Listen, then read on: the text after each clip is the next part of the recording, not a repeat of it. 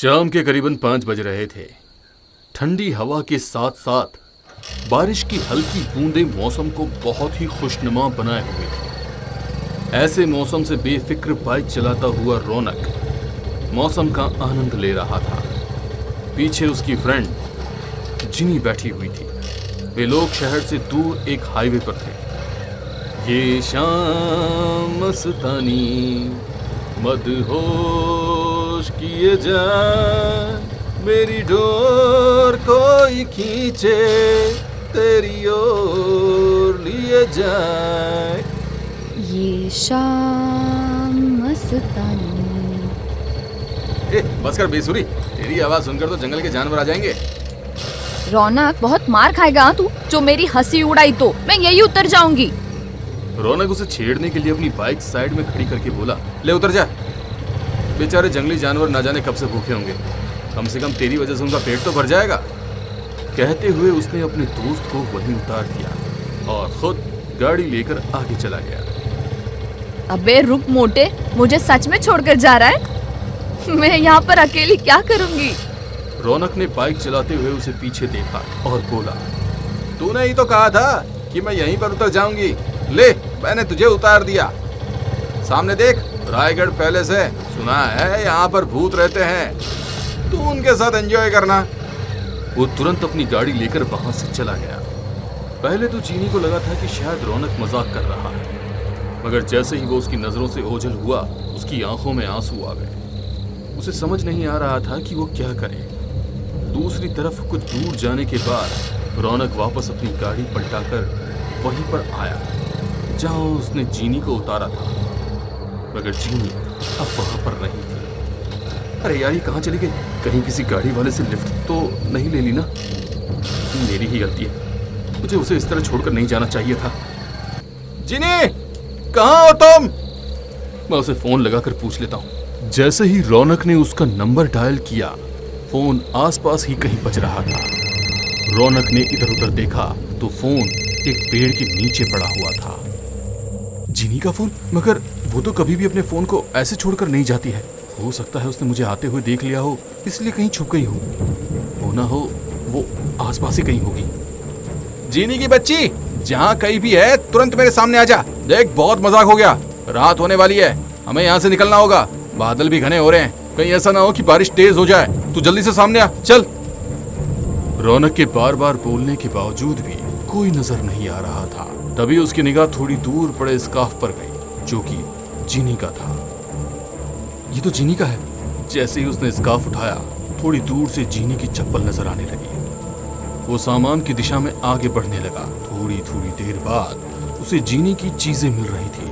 वो गुस्से में बोला, यार जीनी, ये बच्चों की तरह हाइड एंड सीक खेलना बंद कर। 1 मिनट के अंदर जहां भी है वहां से बाहर आ जा, वरना मैं तुझे सच में छोड़कर चला जाऊंगा। मैं केवल 3 तक गिनती गिनूंगा। 1, 2, 3। जीनी, मैं जा रहा हूं। रौनक के बार बार बोलने के बावजूद भी जीनी उसे कहीं नजर नहीं आई। तभी अचानक आसमान में तेजी से बिजली चमकने लगी और तेज बारिश शुरू हो गई। सत्यानाश हो तेरा जीनी, तेरी वजह से इस बारिश में मैं फंस गया। इतनी तेज बारिश है कि बाइक चलाना भी मुश्किल होगा।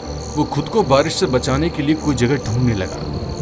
तभी उसे अपने ठीक सामने रायगढ़ पैलेस नजर आने लगा। ये जीनी की बच्ची जरूर इसी के अंदर छुपी होगी। कहते हुए वो उस पैलेस के भीतर दाखिल होने लगा। महल क्या, वो तो अंदर से जर्जर खंडर था। टूटी फूटी इमारत, उखड़ा हुआ प्लास्टर, दीवार के भीतर से झांक रहे बड़े बड़े पत्थर उसकी पुरानी होने की दास्तां सुना रहे थे। जगह जगह मकड़ी के जाले और लटकते हुए चमगादड़ उस जगह को और अधिक डरावना बना रहे थे। रात घिराने से अभी दूर अंधेरे का साम्राज्य फैल चुका था। दूर कहीं किसी जानवर के रोने की आवाज आने लगी। लगता है जीनी यहाँ नहीं है, वरना अंधेरे में ऐसी जगह रहना तो उसके लिए लगभग इम्पॉसिबल ही है। क्या करूं, चला जाऊं यहाँ से? बाहर बारिश भी इतनी तेज हो रही है, क्या करूं, कुछ समझ में नहीं आ रहा है। तभी उसे ऐसा लगा कि दूर से उसे कोई देख रहा है। कौन है? जीनी, तू है क्या? मगर उसे कोई जवाब नहीं मिला। तो बारिश में भी उसका पूरा शरीर पसीना पसीना हो गया। वो तुरंत वहां से निकलना चाहता था, मगर उसके पैर उसका साथ नहीं दे रहे थे। अब उसे लग रहा था कि कहीं सच में तो इस पैलेस में भूत नहीं है। वो सोच ही रहा था कि तभी उसे तेजी से तबला बजने की आवाज आने लगी। वो उस आवाज की ओर हैरानी से देखता है। उस आवाज के कारण उसे अर्ध बेहोशी सी होने लगी। उसकी आंखें इतनी भारी हो रही थी कि उसे कुछ समझ ही नहीं आ रहा था। उसकी ऐसी ही अर्ध बेहोशी की हालत में उसके देखते ही देखते पुराना टूटा फूटा महल शानदार इमारत में बदल चुका था। सामने पूरा दरबार सजा हुआ था और तबले की थाप पर दरबार में नृत्यांगना नृत्य कर रही थी। रौनक उनके हाव भाव देखकर उसमें इस कदर खो गया कि उसे कुछ होश ही नहीं था। तभी कुछ सिपाही उसके पास आए और उसे पकड़कर राजा के पास ले गए। महाराज, ये देखिए, पता नहीं कौन तो गुस्ताख रात के इस वक्त आपके आराम में खलल देने के लिए यहाँ आ गया। रौनक ने नजर उठाकर देखा तो उस राजा के बगल में ही जीनी राजसी पोशाक पहने बैठी हुई थी।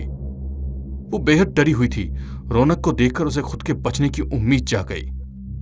जिनी, ये सब क्या है?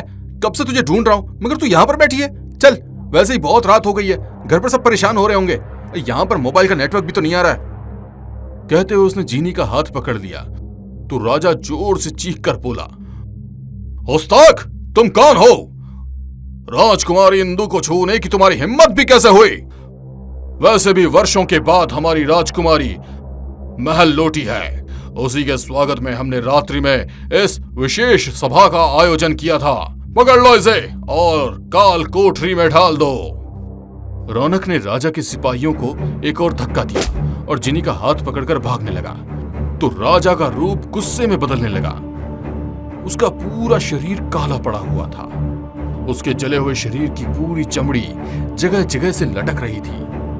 राजा के साथ साथ पूरे महल के लोग भी भयानक हो गए थे। वो सब भयानक लोग रौनक और जिनी की तरफ उन लोगों को पकड़ने के लिए आगे आने लगे। जिनी ने रौनक का हाथ कसकर पकड़ लिया।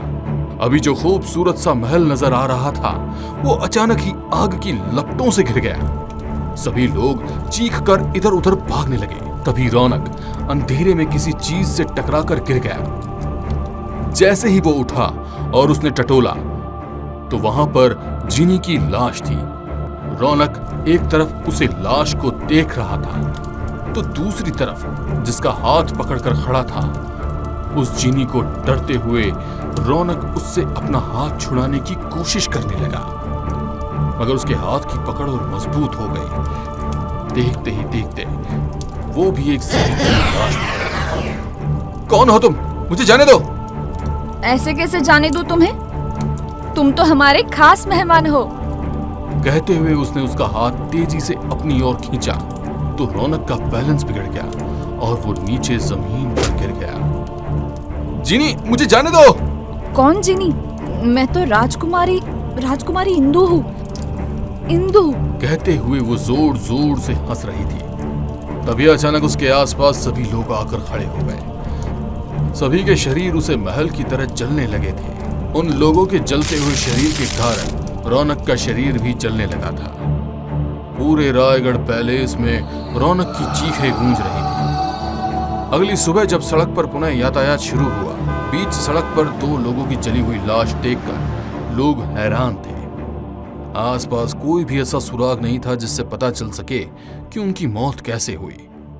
पूरे शहर में एक बार फिर रायगढ़ पैलेस की चर्चाएं जोरों पर थी।